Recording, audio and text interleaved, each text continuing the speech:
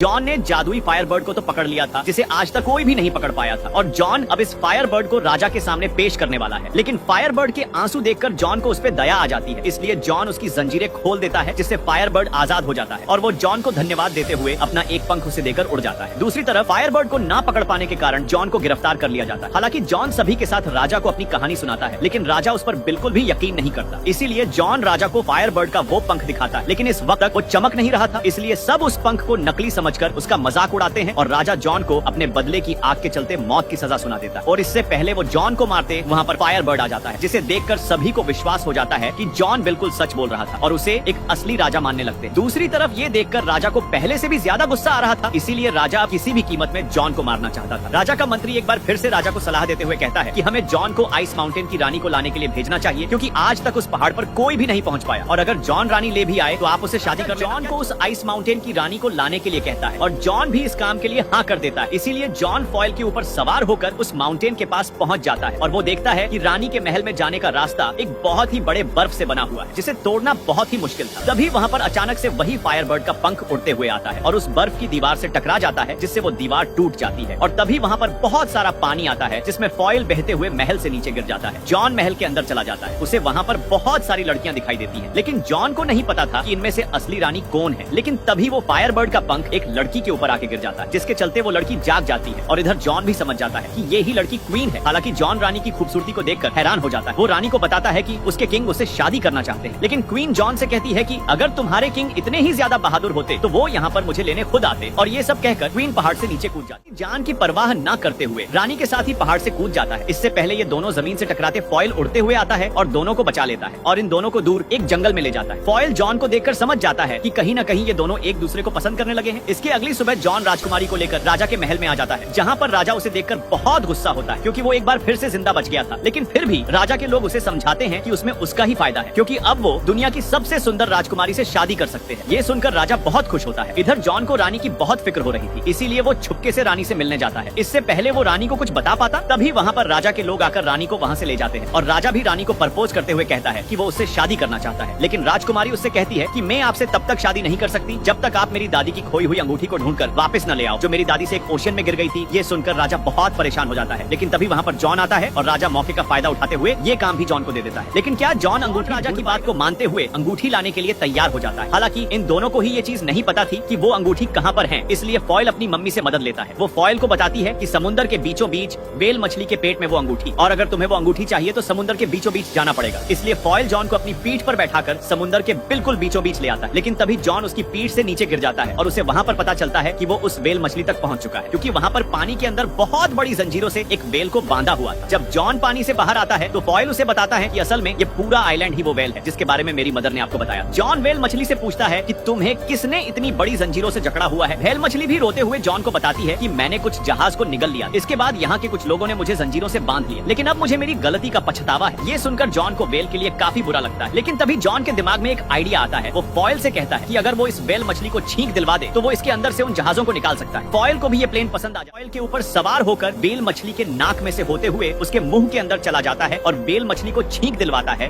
और उनका ये प्लेन काम भी कर जाता है, क्योंकि वेल मछली को एक जोरदार छींक आती है, जिससे वो सभी जहाज जो उसके पेट के अंदर थे वो बाहर आ जाते हैं और वो वेल मछली भी उन जंजीरों से आजाद हो जाती है। जिसके थोड़ी देर बाद वो वेल मछली समुद्र के अंदर दोबारा चली जाती है। वेल के चले जाने के बाद जॉन को वो रिंग याद आती है जिसे वो लेने आया, जिसके चलते जॉन बहुत उदास हो जाता है, क्योंकि अब वो वेल मछली जा चुकी थी। मगर तभी वहाँ पर एक केकड़ा रिंग को लेकर आता है और वो जॉन को बताता है कि ये रिंग वेल ने उसके लिए भेजी है, क्योंकि वो वेल किसी के भी दिल की बातों को जान सकती है। और जॉन ये सुनकर बहुत खुश होता है, इसलिए वो वापस रिंग लेकर रानी के पास आता है, जहाँ पर जॉन को वही फायरबर्ड नजर आता है जिसे राजा ने पकड़कर महल के ऊपर बांध दिया था। जॉन रानी को वो रिंग देता है, जिसे देखकर वो ये समझ जाती है कि जॉन उसके लिए कुछ भी कर सकता है। दूसरी तरफ राजा का सेनापति जब फॉयल को बात करते हुए देखता है तो उसे लगता है कि ये कोई शैतान है, इसलिए वो गुस्से में फॉयल को पकड़ने जाता है और इसी दौरान राजा की आंख भी खुल जाती है और उसे रानी के कमरे की खिड़की पर जैसे ही फॉयल नजर आता है राजा फॉयल को शूट कर देता है, जिससे वो महल से नीचे गिर जाता है। दूसरी तरफ जॉन को भी पकड़कर एक कोठरी में बंद कर दिया जाता है और उस पर आरोप लगाया जाता है कि जॉन राजकुमारी को किडनैप करने के लिए गया था और राजा ये ऐलान भी कर देता है कि कुछ ही दिनों में जॉन को सजाए मौत दे दी जाए। ये सुनकर राजकुमारी और फॉयल बहुत दुखी हो जाते हैं। हालांकि फॉयल को गोली मारी गई थी, लेकिन वो बच जाता है। रानी फॉयल को बताती है कि मैंने राजा से कहा था कि अगर तुम मुझसे शादी करना चाहते हो तो तुम्हें 3 अलग अलग कुंड में नहाना होगा। सबसे पहले कुंड में बहुत ही उबलता हुआ गर्म पानी होगा, दूसरे कुंड में बर्फ की तरह ठंडा पानी होगा और तीसरे में उबलता हुआ गर्म दूध दूध होगा। ऐसा करने से तुम फिर से जवान हो जाओगे। लेकिन तभी राजा का मंत्री राजा को एक आइडिया देते हुए कहता है कि सबसे पहले ये सब चीज हम जॉन पर ट्राई करेंगे। और रानी फॉयल को बताती है कि अगर जॉन को जिंदा बचना है तो सबसे पहले कुंड में मेरी दादी की अंगूठी, दूसरे कुंड जिसमें ठंडा पानी है उसमें फायर बर्ड के पंख को डालना होगा, और तीसरे कुंड में लाइफ और डेथ के फ्लावर को डालना होगा, जो कि इस दुनिया के आखिरी छोर पे मिलेंगे। इसलिए फॉयल लाइट की स्पीड से उस फ्लावर को लेने के लिए चला जाता है और खूब देर बाद वो दुनिया के आखिरी छोर पर पहुंच जाता है, जहाँ पर उसे वो लाइफ और डेथ का फ्लावर मिल भी जाता है। लेकिन तभी उसे पता चलता है कि जो भी इसे तोड़ेगा उसकी डेथ हो जाएगी। क्या फॉयल वो फ्लावर ला? महल में 3 बड़े बड़े कुंड लाए जाते हैं, जिसमें सबसे पहले कुंड में उबलता हुआ पानी होता है, दूसरे कुंड में बर्फ की तरह ठंडा पानी और तीसरे में उबलता हुआ दूध होता है। राजा सबके सामने जॉन को पेश करता है और कहता है कि अगर वो इस इम्तिहान में पास हो गया तो उसे हमेशा के लिए आजाद कर दिया जाएगा। इसलिए राजा उसे पहले कुंड में धक्का दे देता है। लेकिन तभी रानी अपनी दादी की अंगूठी भी उस कुंड में डाल देती है, जिससे जॉन उस कुंड से बचकर दूसरे कुंड में गिर जाता है, जिसमें बहुत ही ज्यादा ठंडा पानी है। और जब ये चीज फायर बर्ड देखता है, जिसे राजा ने महल के ऊपर बांध कर रखा होता है, वो जोर से चिल्लाता है, क्योंकि वो जॉन से प्यार करता है। उसे ये चीज पता है कि जॉन रहम दिल है। जॉन ने भी एक बार उसकी जान बचाई थी। दूसरी तरफ फायर बर्ड की आवाज से उसका पंख, जिसे कैद करके एक बॉक्स के अंदर रखा गया था, वो उड़कर उस कुंड के अंदर आ जाता है, जिससे एक बार फिर से जॉन की जान बच जाती है और वो तीसरे कुंड में गिर जाता है, जिसमें उबलता हुआ दूध है। और अगर जॉन को इस कुंड से जिंदा निकलना है तो उसे इसमें लाइफ और डेथ के फ्लावर को डालना होगा, जिसे लेने के लिए फॉयल गया हुआ होता है। लेकिन जो भी इस फ्लावर को तोड़ेगा उसकी डेथ हो जाएगी। फिर भी जॉन अपने जान की परवाह न करते हुए उस फ्लावर को तोड़ देता है। इधर काफी देर तक जॉन इस उबलते हुए दूध में रहता है, जिससे सभी को लगता है कि जॉन मारा। जैसे ही जॉन तीसरे कुंड जिसमें उबलता हुआ दूध होता है उसके अंदर से जब बहुत देर तक बाहर नहीं निकलता तो प्रजा को लगता है कि जॉन मर चुका है, और सभी इसी चीज से बहुत दुखी होते हैं, क्योंकि कहीं ना कहीं सभी के सभी जॉन को पसंद करने लगे थे। लेकिन तभी वहाँ पर फॉयल आ जाता है, जो लाइफ और डेथ के फ्लावर को उस कुंड में गिरा देता है, और अगले ही पल जॉन उस दूध के उबलते हुए कुंड से एक राजकुमार की तरह बाहर निकलता है। ये सब देखकर पूरी की पूरी प्रजा खुश हो जाती है। लेकिन राजा को ये देखकर बहुत गुस्सा आता है, और वो भी जॉन की तरह जवान बनना चाहता था, ताकि वो आइस माउंटेन की रानी के साथ शादी कर सके। इसीलिए वो पहले उबलते हुए कुंड में कूद जाता है। लेकिन राजा की किस्मत खराब रहती है, क्योंकि वो अगले ही पल एक बबल के अंदर कैद होकर बाहर निकलता है, जो राजा को अपने साथ बहुत दूर ले जाता है। ये देखकर पूरी प्रजा बहुत खुश होती है, क्योंकि राजा को कोई भी पसंद नहीं करता। इसलिए अब जॉन को यहाँ का नया राजा बना दिया जाता है। रानी और जॉन दोनों आपस में शादी कर लेते हैं। दूसरी तरफ फॉयल को लगता है कि वो मरने वाला, क्योंकि उसने लाइफ और डेथ के फ्लावर को तोड़ा है। लेकिन राजकुमारी उसे बताती है कि तुम नहीं मरो, क्योंकि ये सिर्फ इंसानों के साथ ही होता है। और इसी के साथ ये movie upon the magic road यहीं पर ही खत्म होती है। इसी तरह